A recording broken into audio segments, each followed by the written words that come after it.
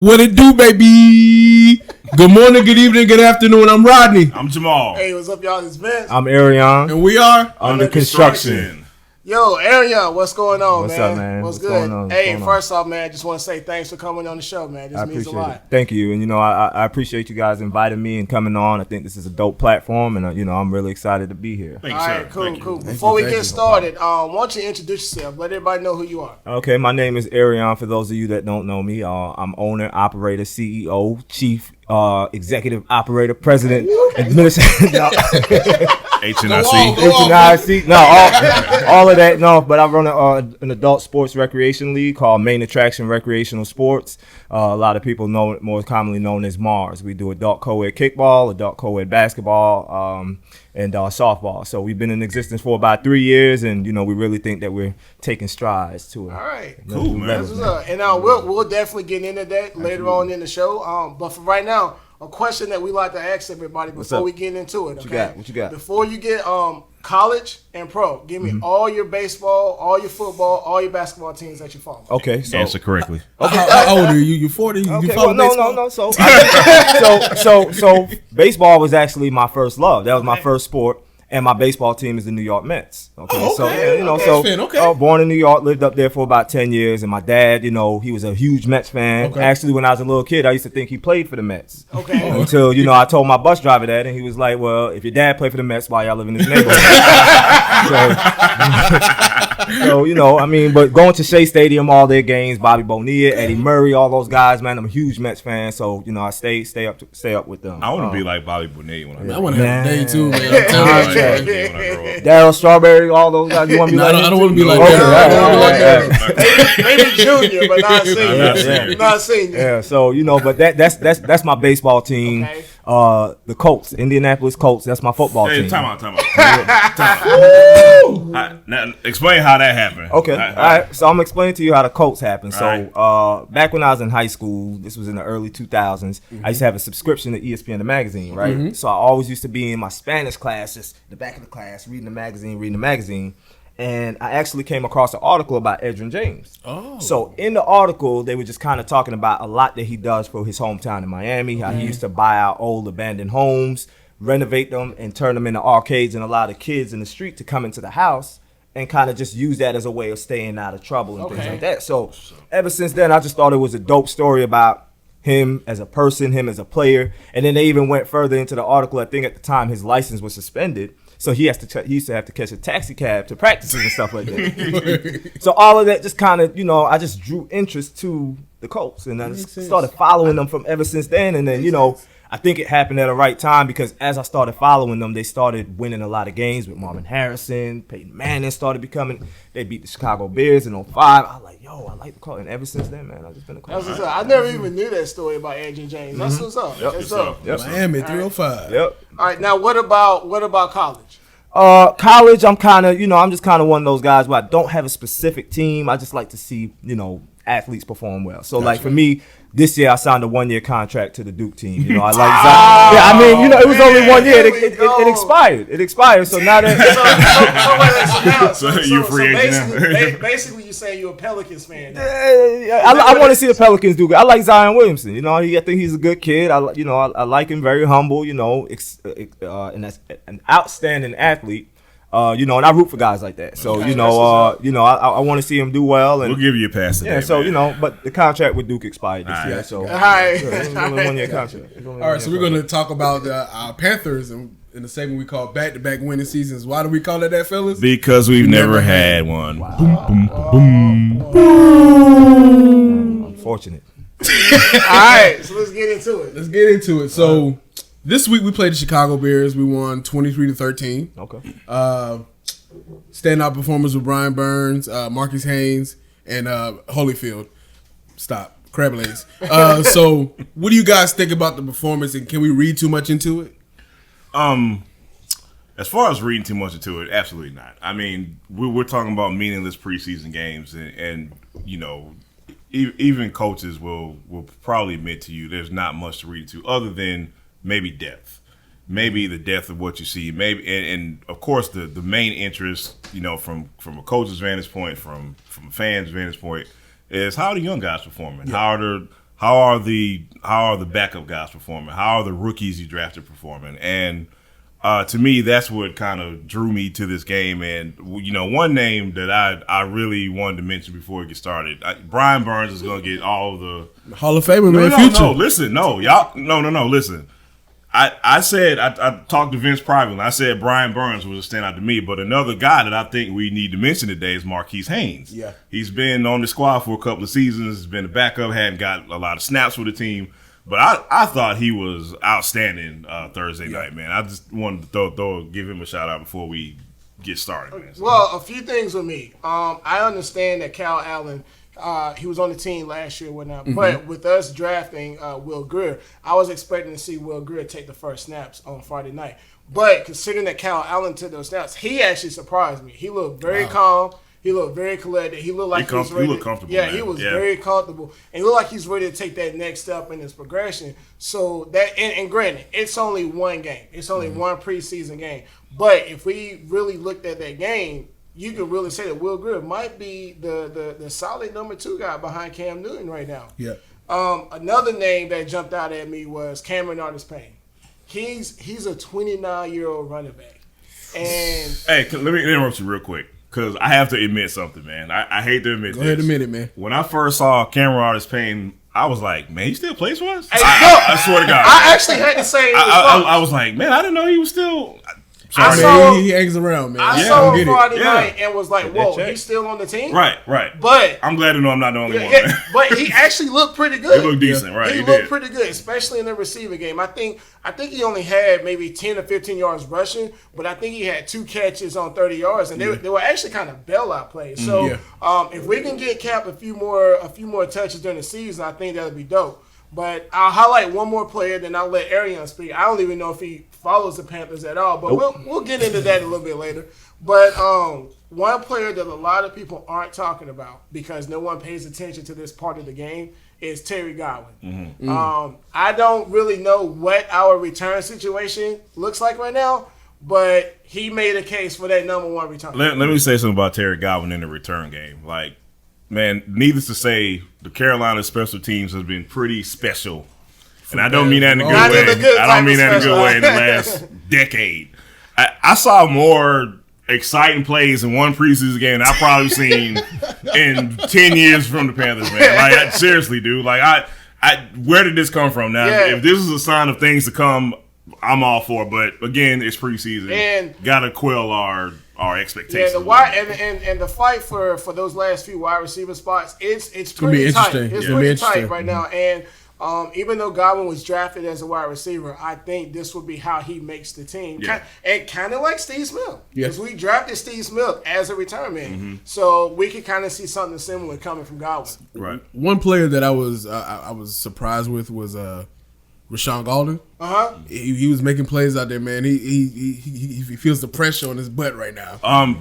Interesting you say that, man, because the first drive the Bears scored, like the secondary as a whole struggled. Like he and Boston in the entire secondary, and it's funny, you never mentioned like a free safety or safety getting more comfortable as the game went along, but I thought Golden actually got comfortable and started making those plays in that third and fourth quarter, man. So it was interesting you said that. And he was actually shouted out on Twitter too by Charles Tillman. Yeah. I don't know if you guys saw the play, but he had perfect peanut punch during the game on Friday. Nice. But real quick, because I don't want to disrespect our guest too much. No disrespect. So as far as the Colts, because we know even though you live in Charlotte, we know you don't follow the Panthers. So what's going on with the Colts and the guy who chose to go back to college because he didn't want to play for the Panthers? Right now, he's out for a few games. Talking about Andrew Luck has that calf injury. So I'm not gonna say. Well, we got a matchup against the Panthers in December. It's a good Christmas treat. What, the 22nd, I believe. I think the 22nd. Yeah, so it'll be a good Christmas never treat. Lost to Andrew. But no, I actually, for me, I think the Colts are a good team to like because of our division alone. Okay. Right? So, I mean, we got the Titans, Texans, and Jaguars, right? So we always are, at the very least, coming out number 2 out of the division. So, I mean, I think the Texans are looking good right now. But as far as the Colts, I like where we stand. We lost to Buffalo earlier this week. Tough division this year, man. No, it's not. No, it's not. Because so? I don't think so. I think coming, man. No, I think who with their quarterback. Oh, they do have But Super Bowl Yeah, winner. they do have Nick Foles, right? Yeah. Okay, so it may be kind of tough. Yeah, think about that. They're competent now. Yeah, I didn't even think about that. Yeah, Now, so because of that, I went and looked at some of the stats from when you guys played Buffalo. Okay. And I noticed that Chad Kelly took the majority of the snaps last week. You guys had Jacoby Brissett on your team. right. From your point of view as a fan, why is he not getting the majority of the snaps, considering he was just starting 2 years ago? You know what? That's a good question because I really, really like him. Yeah. The season that 2 years ago when he started during Andrew Luck's injury, I think he did very well for the Colts. I think he did a really good job. I mean, and granted, we didn't make the playoffs and the record wasn't outstanding. It could have been a lot worse. I mean, I think he managed the games very well. So that's a good question. I'm not sure why he's, maybe, I don't know, maybe injury, maybe they want to keep him healthy. They kind of want to, I don't know. But I really like Jacoby. All I'm seeing right now is another former New England Patriots quarterback going somewhere else and not doing too good. So maybe there's a system in New England that they're able to plug in. I don't know. Hey man, Garoppolo's a new savior, man. What's he doing right now? He's coming off that injury, but he'll be fine. Okay. I don't know. I see all these quarterbacks that look good in New England, and then they go elsewhere, and it's like New England has a great system. Belichick's a god, man. He's a god and coach. That's all I got to say. System. I'm confident that anyone at this table can go there and be a good quarterback for New England. So I'll be the fattest run option quarterback. I can't throw that ball at all. It don't matter. You got Belichick. All right, so gonna move on just a little bit. Now, one thing I want to do, what I like to do, is even though we don't have too much to talk about with the Hornets, I want to see what your perspective on the Hornets is, bringing in an outside perspective, so that the fans aren't always looking at us like I'm tired of you guys saying X, Y, Z. So, what's your opinion on where the Hornets are, where they're going, what they've been, the Kemba fiasco, all that? Well, for one, first and foremost, I like the Hornets. For me, I'm very big on economics. So when the team does good, it's good for the city. Yeah. So wait, say that one more time. So please look in the camera and say that one more time. So when the team performs well, it's good for the city overall. Holistically, you look at it like that. I have a hard time grasping how people who live in the city of Charlotte root against Charlotte. Hey, let him talk. Go ahead. So for me, that's kind of how I built my whole premise on how I feel about the team as a whole. As far as the Kemba situation, it's bittersweet because him as an athlete, his talent, his caliber, what he brings to the table. You hate to see him in a system where he wasn't really being provided the pieces around him in order to succeed. Now, that's a cliche statement because now with him in Boston, he has Tatum and he has Jaylen Brown. Now we're gonna see what can he do when the pieces around him. So I think this is gonna be a good experiment for us to say, okay, we had a star, didn't put pieces around him. Now he's in a system where pieces are around him. This is gonna kind of be like the what could have been, right? So when he's in Boston, we'll see what could have been. As far as how they are now, I really don't expect much out of them, especially with the East getting tougher. I know you got Miles Bridges, and he's a young athletic guy, but outside of that, I'm not really too excited about the roster that they have. That's fair. I think that Jordan, I think he could have done a little bit better job with the pieces that he's brought in. Hornets, for the most part, overall, we've had some really good draft selections. We've been right there to pick up some key pieces, and I think we dropped the ball on it a few years. That's fair. We missed out on Damian Lillard. We missed out. So I think drafting is a big thing with the Hornets. And I honestly, I don't have them making the playoffs this year. So let me ask you a question. In your opinion, in your honest opinion, is Michael Jordan a good owner? I don't think so. And I think that it's even harder for him as far as his expectations as an owner, considering how good of a player he was. When you are arguably the greatest player to ever play the game, I think the level of expectation for you to carry over that greatness into other things you do is expected. And for him, not only is he not great at what he does, I personally believe, the Hornets, we should have been a better franchise at this point with the draft selections that we've been positioned to have, the players we could have drafted, and obviously, he's not the only one making decisions. He has a team around him. Can you say that part again? So, I think he gets a lot of the blame, but Jordan's not the only one. that are making these decisions. He has a team around him. He has an organization around him where they sit down, they analyze, they assess, and they look at the talent that's coming in, and collectively as a group, they make the decision on who they're going to draft. So, he hires the people and puts them in the positions to make the right call, and in a lot of cases they haven't done it. So the blame is to be shared. Gotcha. So now, with all that being said, with him being the owner, do you feel like he needs to be more hands-on than what he's perceived to be? In what way though? Like, as far as hands-on, as far as hand-picking or mentoring and like what? Well, okay, I'll say, let's take Dallas. Let's take the Mavericks, for instance. If you go to a Dallas Mavericks game, who do you see there? You see Mark Cuban there. I mean, so do you think Jordan should be more visible? I think that's tricky. I think with Jordan, when he first was with the Hornets, I used to see him there on the bench a lot and with the team. But with him, he's not Mark Cuban. He's one of the greatest players ever to play the game. Yeah. So he has that intimidation factor on plays. Like, can you imagine being on the Hornets roster and you miss a dunk and then you look over and Jordan's staring? Like, it's not the same if Mark Cuban is staring at you, because Jordan was like, I would have 360 that thing back. Yeah. So, for him, maybe him not being as close to the players, is something that he probably feels is in the best interest of the players. Okay. What he does behind the scenes, there's no telling. I know that when he was with the Wizards organization, just in hearing articles and things like that, you heard a lot of players that like Kwame Brown, where he felt like his confidence was shot because Jordan was a tough critic on him. Well, let me say in Kwame Brown's case, it may be a bit of a cop out.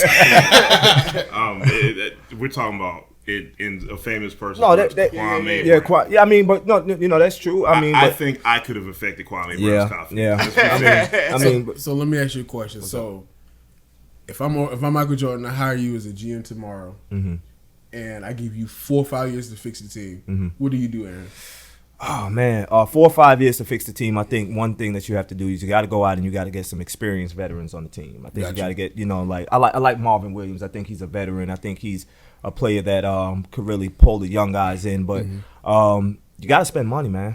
You got to spend a little bit of money. I know Charlotte is a small market, and a lot of the players, they want the biggest cities, they want the lights, camera, and action. But when have we spent real big money on a big name that's really gonna bring them to Charlotte? Oh, we spent plenty of money. No. I said on a big name. Yeah, we said there. I mean, you got what's Batum? Yeah, you got his contract. So.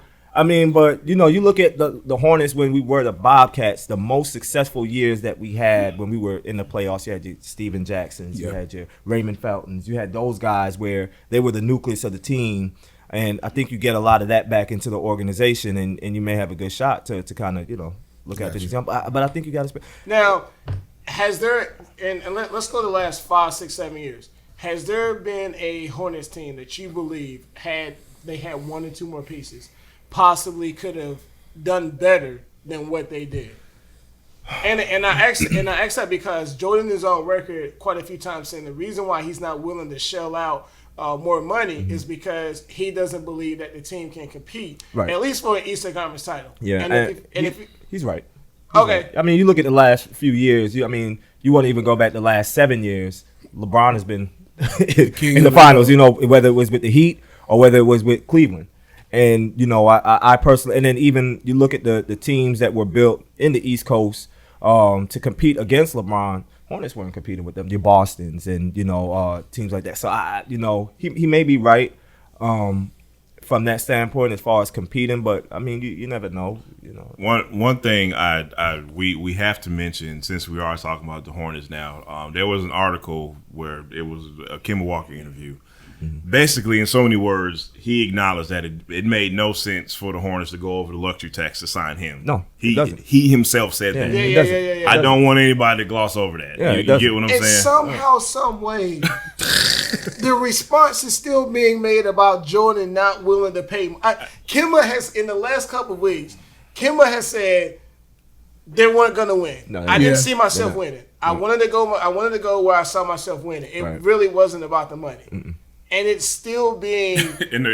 But Jordan is still. Yeah, no, I mean, like, Jordan, It's tough. I mean, it's honestly, it's tough, Yeah. you know. And then like you look at like a lot of teams on the East Coast, like some of your top tier teams now, with like Philly, right? Philly went through the whole process. They did their team through drafting. You look at Milwaukee. Milwaukee has the Greek Freak. They did theirs through drafting, right? So like, It's the nucleus. It's the nucleus. It's what sets the precedence for your exactly, organization. and that's where the Hornets have really missed out on key opportunities because we haven't been able to draft that nucleus That's where spot on. 3 to 4 years That's from spot now on. we have an Anthony Davis Because- that we can build around. And another thing is, like, you'll get casual fans who be like, man, how come they don't go out and get, and they'll insert a big name. Yeah. Well, the other team has to be interested in the pieces Yeah, and they have have, to yeah, actually like, pull something exactly, off. So, exactly. And it's just like it's the whole Donovan Mitchell thing. We wanted Right, Donovan Mitchell. right. Malik fell. We took Malik. Right.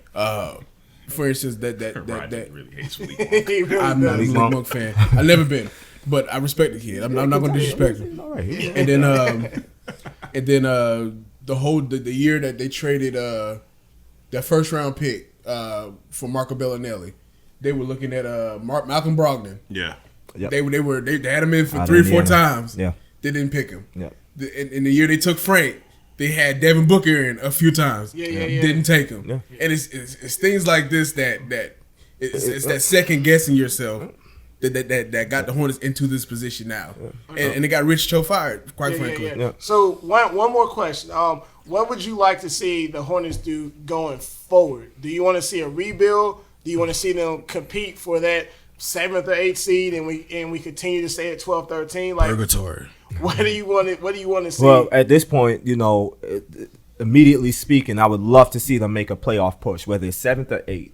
Because at the end of the day, I think that the city can appreciate that. You know, whenever the Hornets make the playoffs, you're selling out the arena, right? I mean, But that ain't happening this season. it's not. Oh, it's definitely not happening. But I'm saying, you know, from an optimistic point of view, saying, hey, Try. you know, Try. what would I like to see the Hornets do this year? I would love to see them make the playoffs, even if they squeeze in at a 500. It's funny. It's funny you said that because I was actually randomly thinking about this the other day. Like, you know, and please don't anybody mistake this as me predicting they are.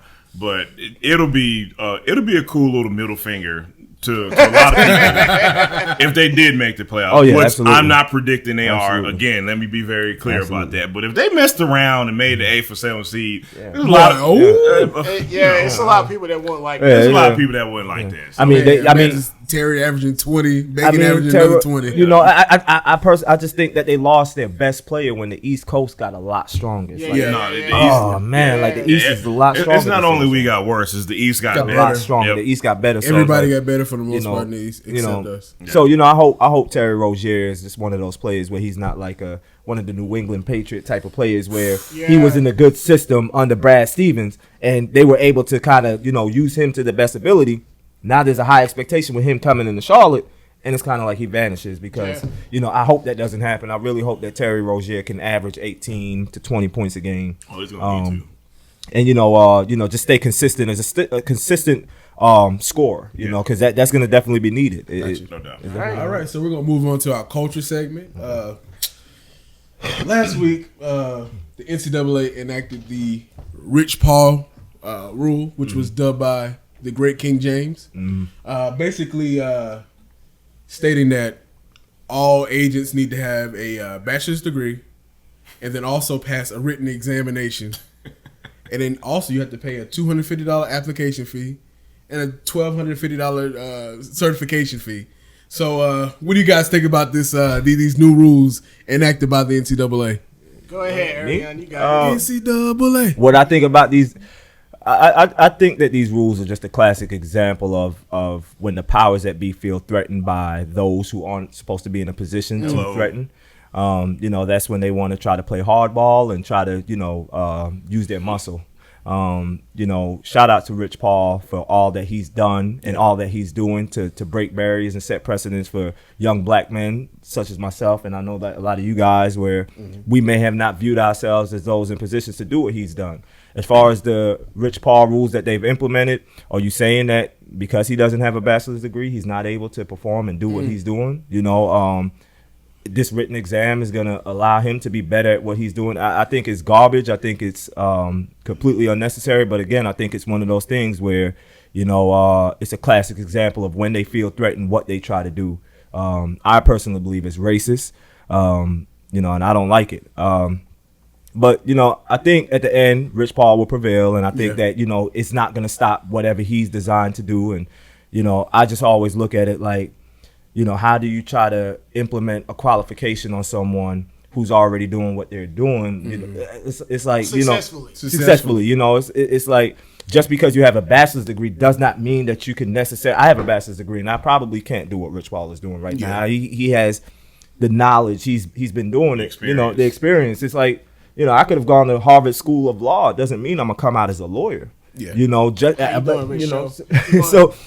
I'm saying, I don't believe that the certification or what they're trying to implement, it's obvious that it doesn't. It's not going to qualify you to be able to do what you're doing. So why implement it? It has to be a bigger picture, and I think they feel threatened as far as what he's doing. They're trying to protect their brand and their players, and and I put quotations around it, but it's a money thing. They don't want their players being influenced by someone who's looking out in the best interest of the player.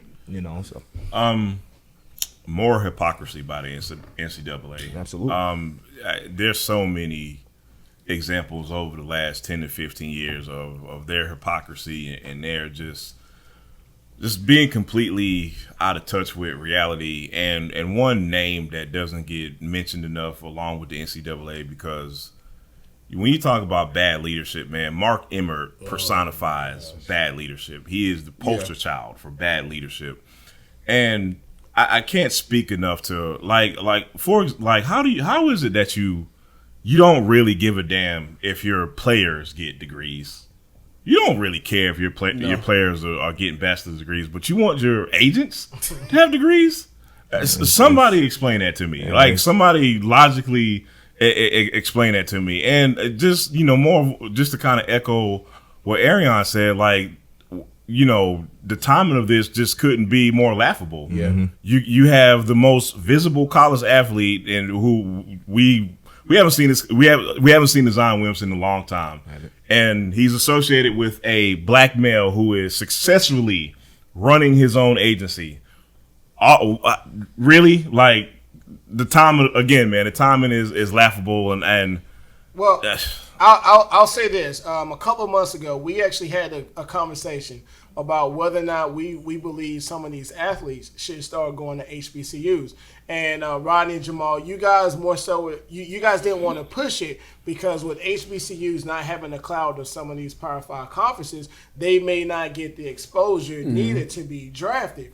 And, my stance was, if you're good, they're going to see you. And I want to bring the case to you guys of a Darius Baisley. And I don't know if that name resonates with any of you guys. It rings a bell. Darius Baisley 2 years ago was actually committed to the University of Syracuse, and he was a unanimous 5-star athlete, and then a 5-star basketball player. Mm-hmm. He decommitted from Syracuse, and he committed to the G League. He was going to play in the G League for 1 year, and then he was going to enter his name into the draft. Well, he actually pulled his name out of the G League and just spent the entire year training. So he didn't play basketball at college. He didn't go to the G League. He didn't go overseas. He trained himself. Mm-hmm. And this year in the NBA draft, he signed with Rich Paul. And this year he was drafted in the first round, and he went 23rd overall. And so Rich Paul just showed everyone that, hey, you don't have to go to college, and you still can get drafted. Mm-hmm. And just to add to this kid also, he was the same one that Rich Show was able to get him an intern at, I want to say, in Australia, right? No, New Balance. New Balance. He got like a 3-month internship at New Balance and didn't go to school, any of that. So I think that particular case is what caused the NCAA to do what they did to keep him away. Mm-hmm. And to add to what Rodney said, opening up this segment, I think you also have to have like a 3 years worth of experience with. Is it the NBA PA? The NBA PA. Is the NBA PA? You got to have 3 years. So it's directly targeting Rich. And what's going to have to happen, unfortunately, because he doesn't make the rules, he's going to have to go through and he's going to have to do all of that stuff. And then when he comes back, he's extra. He continues to be successful. They're just going to put more blocks in his way. Yeah, that's all it is. Put more blocks in his way. Definitely is. And kind of touch on the whole HBCU thing. as someone who went to an HBCU myself, Clark Atlanta University, shout out. Shout out to You Clark know, Atlanta. this is something that I had a conversation with one of my friends about this about 10 years ago. And the conversation when I talked about black athletes committing to HBCUs at the time seemed like, how dare you say that? Like, oh, the athlete wouldn't, you know, succeed or wouldn't excel if they did that. And my whole argument at the time was like, it has to take a sacrifice. It's gonna have to take certain players and athletes to say, look, this is what we're gonna do, and eventually, because we're the more dominant athlete, you know, eventually you'll get that exposure. And I think now more so than ever, with all of these social media platforms being able to capture outstanding athletes.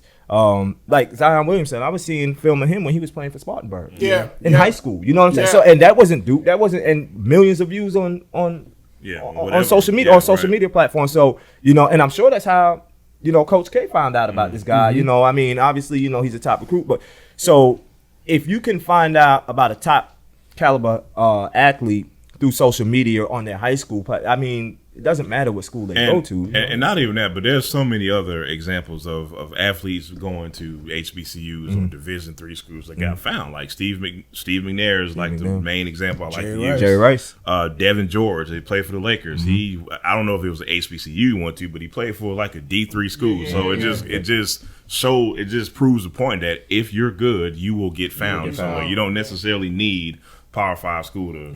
Can y'all imagine like a Fab Five type combo going to an HBCU? That'd be dope. That'd be dope. When you look at a lot of schools, especially like Duke, those kids just don't randomly pop up there. They hit each other up outside. It's like, hey, do y'all want to go to school together? Do y'all want to make this 1 year run at a title? So just imagine Zion texting Tatum or whoever and all those guys and say, hey, y'all, let's pick this small school and let's go there and let's just wild out for you. But you know what's crazy? What I think, though? I think if that was to happen, the white athletes would want to come over to the HBCUs as well. You think so? Absolutely, because you want to play with the best. Think so? You want to play with the best. If you're, you know, think about the Duke roster outside of the starting five right now, right?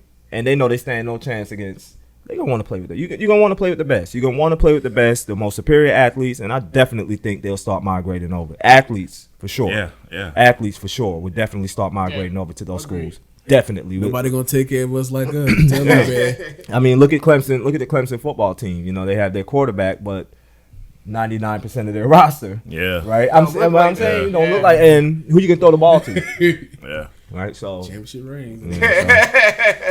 Just got them. Oh man, and you know what? Since we're kind of bleeding over into that, I want to say make one affirmation about Clemson football. What's that? I love their team, and I hope they can stay dominant for years to come. Simply because I hate Alabama football. That's the only reason. But I cannot stand for the life of me Clemson's fan base. I cannot stand. Rodney, you're cool. You're my brother. You need something, I got you.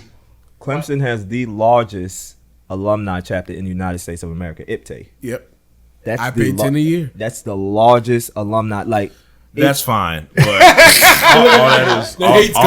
all that is wonderful. But why are y'all so damn obnoxious, man? That's the real question, man, Rodney. Hey man, when you got out the mud. Yeah, after how many years? Yeah, Man. We got championships in the 80s. Yeah. We're good, man. No, okay. We're back, man. Yeah, what's up with Florida State? Y'all winning this year? How many games? 6, 5, 4, We're not talking about Florida 3, State right now. 2, 1. So moving on to the next. All right,